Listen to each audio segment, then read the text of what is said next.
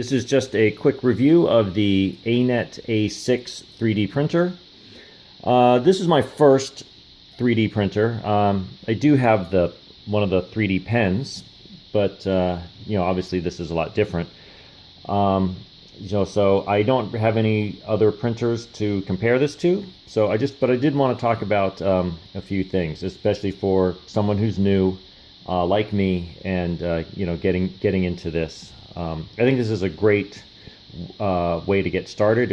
I got it on GearBest. It was under $200, I think $170, something like that, and that was in the fall of 2017. I chose to get this one over the A8, even though it cost a little bit more, because watching a lot of the other reviews, the A6 is actually the next model up from the A8. The numbers are just backwards, and I think there's probably a larger community for the A8, but most of the reviews said that the A8 is better for if you're into tinkering because of the community support, and the A6, while you can tinker with it, is a little bit more stable out of the box. The way that it's assembled and designed, and I think that even the acrylic frame is thicker on the A6 than the A8. I'm not sure. Anyways, everything has gone really well for me. The first thing I wanted to say was that you can be confident when you get this. At least in my case, everything you need is in the box.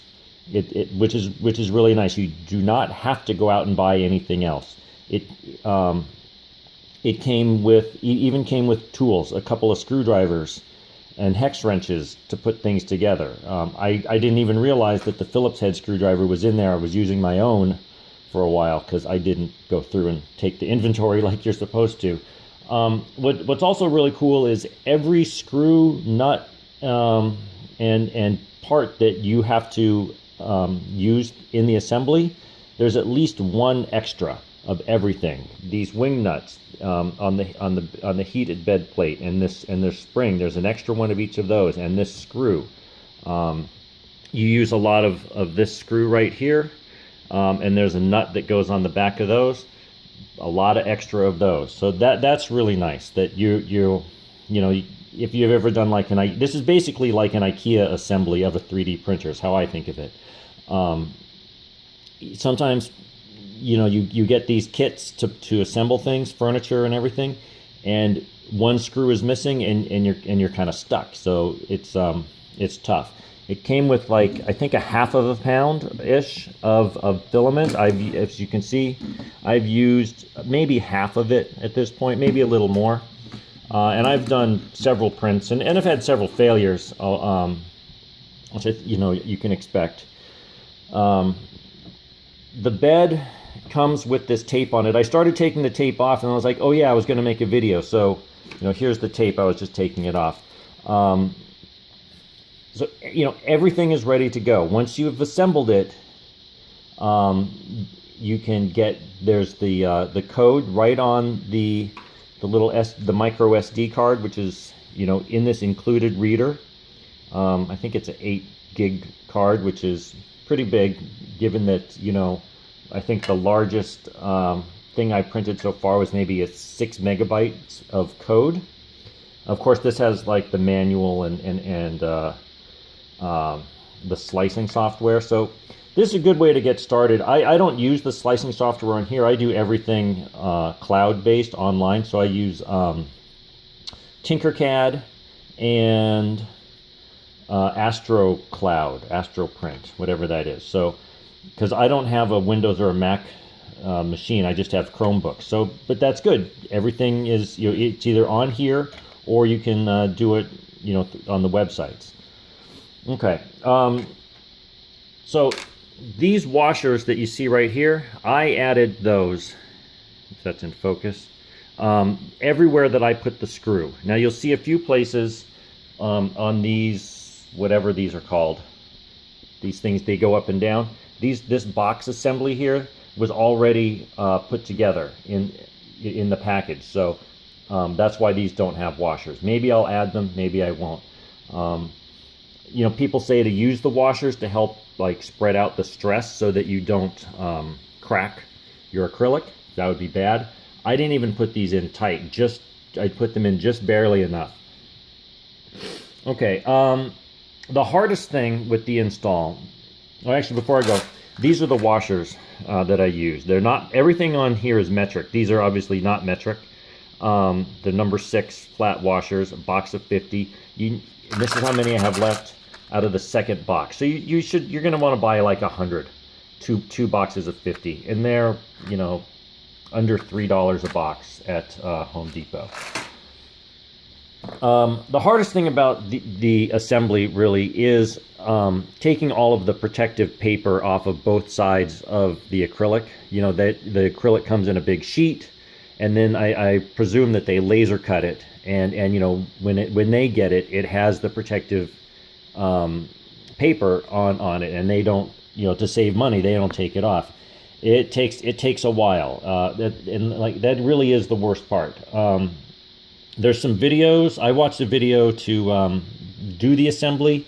There was a couple of places in it where the manufacturer must have changed how it went, and then I went and looked back in the manual that came with this, and said, "Oh, okay, something must have changed a little bit." One of the biggest things was with the wiring. The video had I don't know if you can even see it, the black and red were swapped, and so it wouldn't boot up at first. And then once I switched those, once I realized what it was, I switched those, it booted right up, started working right away. I got a on the SD card, there's a sample file to make a box. I thought it was going to be that little calibration cube. Maybe they would have called it cube instead of box. Anyways, it turned out to be this. It's maybe like a business card holding box. It's pretty nice. It's very solid. It's a good first test. You know, people who are really into 3D printing, I'm not sure if you can see, I'm sure would find problems with it. Being my first machine and my first print, I was pretty happy. Straight out of the box. I didn't have to buy anything extra. I mean, yes, I did buy the washers. I didn't even have to really do anything. I didn't even have to use a computer. You just put take the SD card out and put it into the motherboard or the main board, and choose the thing and print right away. You're up and going. I don't know how many prints I've done, but after, you know, the tape, this thing. I was making one of those things for the spindle of the filament here, because, you know, that's what everybody does. They start making parts for their machine right away. It printed on here like this. It got so stuck. I really couldn't get it off, and it ended up tearing the tape a little bit. So I use Tinkercad now, and I'll print more than one thing at a time so that I don't have to. It'll put everything gets put right in the middle. So what I'll do instead is I'll put something over here and something over here, because if you just you need the two things, then it just goes back and forth while it's printing, and you can stay away from your bad area and spread out your tape, and your tape, I think, will last longer, rather than if you print in the middle every time, that the tape is going to wear out here in the middle. So you can, you know, then go here, here, you know, and just move your other thing around. Extend the life of your tape, because I mean, I haven't changed it yet, but it wasn't that hard it's not that hard to get off, but then you have to do all the leveling of the print head, which might sound crazy or hard if you're new to this, but it's actually easier than taking all the paper off of the acrylic. Okay, so this was the first thing I made. Like I said, I thought it came out really nice. Again, you know, 3D people that are really into 3D printing are gonna find issues with it. But again, being new, I was excited. It was great. Then I made this little thing. I think that it's again, this is straight. The code is straight on the card. They're calling it like chess. So I guess it's some kind of a Chinese chess game. I don't know. It's a little bit maybe lopsided if you can see, but again, it's fine. You can see some of the lines. Then I was making this, which I told you got stuck. I made this Hello Kitty, which came out really quite nice. Okay. Yesterday I made this. You'll find these things on Thingiverse. This battery holder. This came out pretty good. I had a little problem here in the back, and so I was watching it, and the code or the something in the rendering, I don't know what you call these things, got mixed up, and it made this notch, and then it was having trouble with that little point there. So I know it's really squiggly, but I paused it. I used the 3D pen to put in a little bit of filler so it had somewhere to deposit the filament. And like, I don't care, it's on the back. It does not interrupt the way that this works at all. In fact, I haven't even tried to take the battery out. Ta-da! And then batteries go back in and they roll down. Okay, pretty cool. This took a while to print. I'm learning these things. I think the layer height was too small, and so it really slowed things down. I think I don't even remember. Anyways, then overnight, last night, I made another Hello Kitty thing. My kids really want this kind of stuff. I used it's perhaps a little rougher than this first one. They don't care, the kids. It got mixed up a little on the back, but at least it's on the back, and maybe I'll fill that in with the pen. But if you can see on his hair, even there, you can see through it. So those are unsupported, like, strands of his hair. I know it's not focusing so good. All right. I don't hook it up to my computer, but it came with like a USB host cable. I haven't used them yet, but I did go out and I got some putty knives or scrapers so that to help me get stuff off the bed. I bought some more filament, because this obviously will run out. I started making like this filament guide up here. I made this little button for pressing this down. This is also kind of tricky. You feed the filament in through this hole, and then there's a gap before it gets to where the extruder element is, and so it's hard to get it into that next hole. It's not hard. If you assembled it, it's not a big deal. Took this apart so I could see where it goes in, and then puts it back together. The hardest part there is you just kind of have to hold everything in place. And I haven't made any of the other support type things yet. People have come up with braces here in the back to limit the flex if you get your belt really tight. I mean, the belts are held on with these zip ties. That wasn't too bad, but maybe this belt is a little bit loose, but maybe I'll put one of those tensioners on. Like I said, I just wanted to, I didn't want to do an unboxing, an assembly,